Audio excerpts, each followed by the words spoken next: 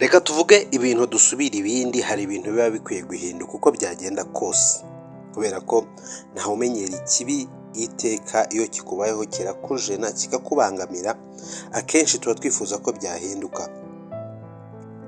Ntabwo nzi igihe uzabonera iki kiganiro, ariko uyu munsi ngikoze ndi kuwa gatandatu tariki ya 22 z'ukwezi kwa kane umwaka ni 2023. Icyumweru kigiye gushira i Huye abantu bari mu nda y'isi, bitari cya kiganiro cya Mucyo Anta, ahubwo bararengewe n'ibitengu mu kirombe bacukuragamo ibintu nabyo bidasobanutse. Ababivuga baravuga ko hari itaka bacukura bakarishyira hejuru, ariko hari ibindi bintu bipakirwa mu mifuka, ibyo bikajyanwa mu ijoro. Ni ikirombe kiri i Huye mu murenge wa Kinazi. Ariko nanone ikintu giteye urujijo, ari nacyo nahereyeho mvuga ko bigomba guhinduka. Nyiri kirombe ntazwi na shefu w'umudugudu icyo kirombe kirimo, gitifu w'akagari ntazi nyiracyo, gitifu w'umurenge ntazi nyiracyo, ubuyobozi bw'akarere ntibuzi nyiracyo, yewe n'abacukura bavuga ko batazi uwo bakorera.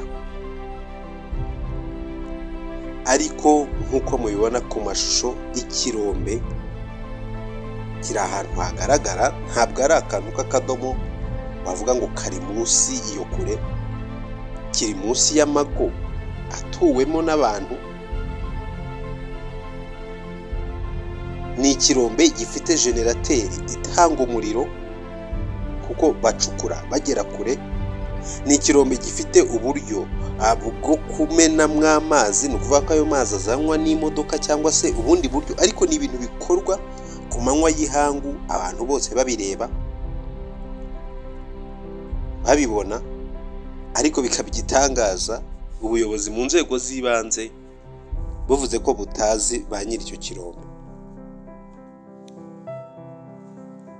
Kuva saa sita zo kwa 20 z'ukwa kane, ubuyobozi bwatangiye gushakisha abaturage baridutsweho cyangwa se bagwiriwe n'ibitengu by'icyo kirombe, hifashishijwe ibimodoka bikora imihanda, ibi tuzi nka karegita cyangwa se ibi bimodoka nyine biba bikura ibitaka mu mihanda aho irimo gukorwa.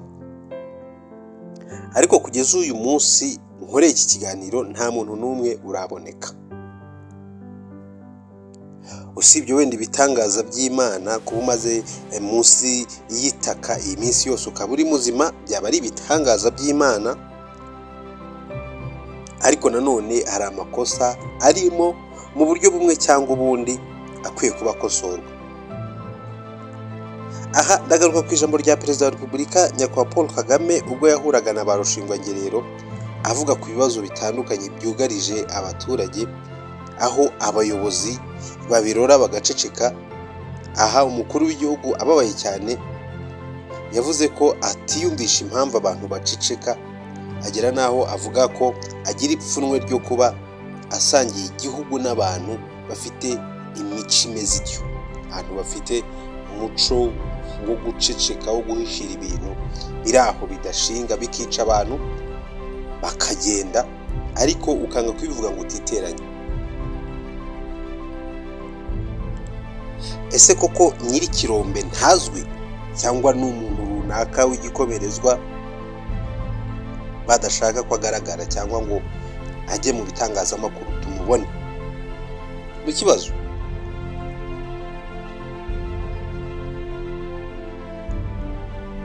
ibyo ibi bimashini biri gukora rero muri iki kirombe ni ugushaka uburyo bikura itaka ku mwobo wasaga naho ari ubwinjiriro bw'aba bantu banyuragamo bajya gucukura ibi bintu bacukura tutaramenya ibyo ari byo.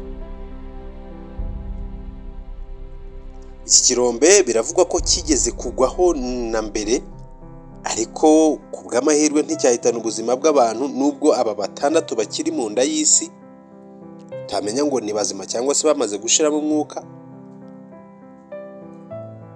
bakanavuga ko iki kirombe kigiye kirimo ibyumba byinshi ku buryo ushobora gusanga ba bantu bari mu nda y'isi bashobora kuba bari mu byumba runaka bitandukanye. Akaba ari nayo mpamvu wenda ibi bimashini birimo kugerageza gushakisha ariko bakaba bataboneka ugereranije n'igihe bimaze bibikora. Bamwe mu bacukura muri iki kirombe bavuga ko ubundi bakoreraga amafaranga 2,500 ku munsi, ariko bagatahana inoti ya 2 gusa kuko amafaranga 500 baba bayabahayemo ibyo kurya.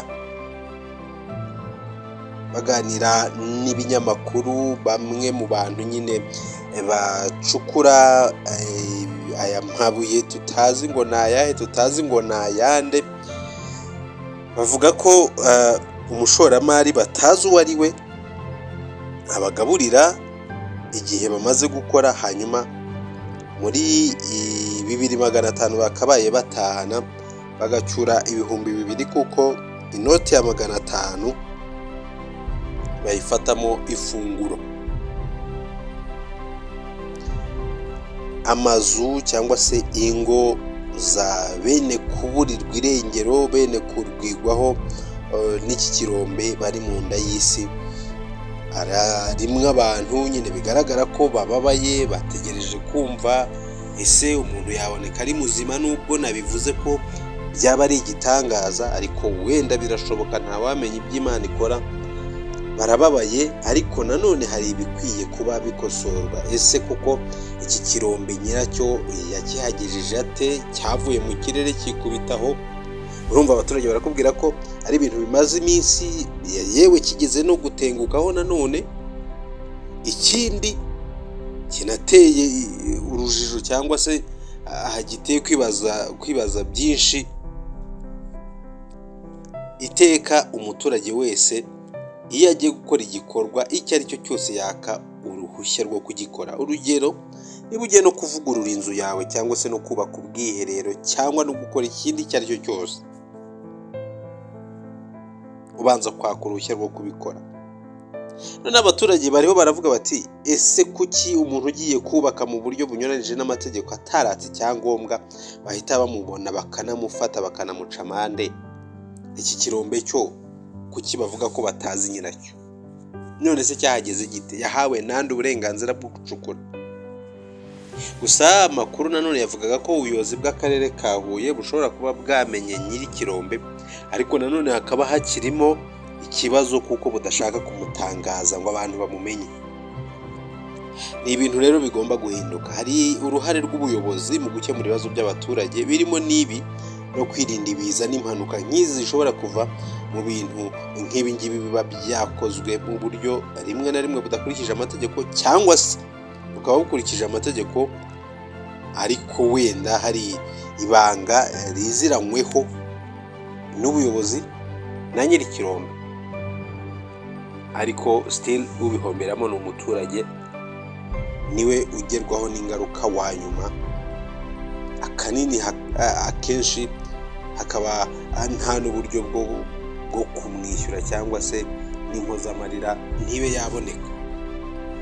Ni ibintu biteye ikibazo, ni ibintu binababaje, ni ibintu bikwiye guhinduka rwose. Kugeza rero uyu munsi ntabwo abo bantu baraboneka uko ari 6. Icyakora nyine nkuko nabigarutseho, abaturage basanzwe banacukura ayo mabuye muri iki kirombe bavuga ko ikirombe kigiye gifite ibyumba byinshi bashobora wenda kuba barimo, ariko ukibaza se umwuka wabageraho gute? Ni ibintu nyine bigoye, kereka nkuko nabivuze bibaye ibitangaza by'Imana, ariko abantu bo baracyari mu nda y'isi kugeza n'ubu. Ni ibintu rero bikomeje kujijira abantu, byabereye urujijo, ukibaza ko bizagenda. Ese abantu bakwiye kurenganurwa nande? Ikigo cy'igihugu gishinzwe mine na peteroli ntikizi nyiri kirombe, akarere acukuramo ntikamuzi, umurenge ntumuzi. Ni ibintu biteye urujijo. Imana ikomeze iborohereze, niba bakiri bazima ubwo wenda igihe kizagera baboneke. Niba kandi baramaze no gushiramo umwuka nabwo igihe kizagera baboneke,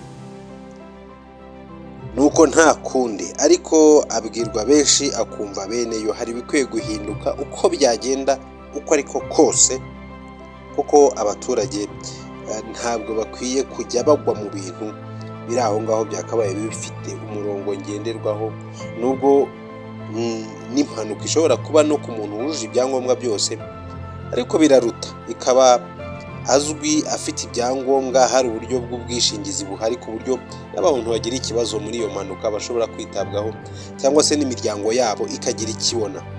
Reka dutegereze kizava mu kubashakisha, wenda n'imikoranire iri hagati y'ubuyobozi mu nzego zitandukanye hari icyo bizatanga. Reka mbashimire, niba mutarakora subscribe reka bashishikarize gukanda kuri ako kajambo kanditseho subscribe gatukura kari munsi y'aya mashusho murimo kureba, ubundi ukande kunzogera kugira ngo iteka uko tumaze gutunganya ibiganiro byacu bijye bikugeraho uri umuntu wa mbere. Imana nikomeze ikwiteho, ikurebe neza n'abawe. Njye nitwa Lani Claude, reka ngushimire. Ciao.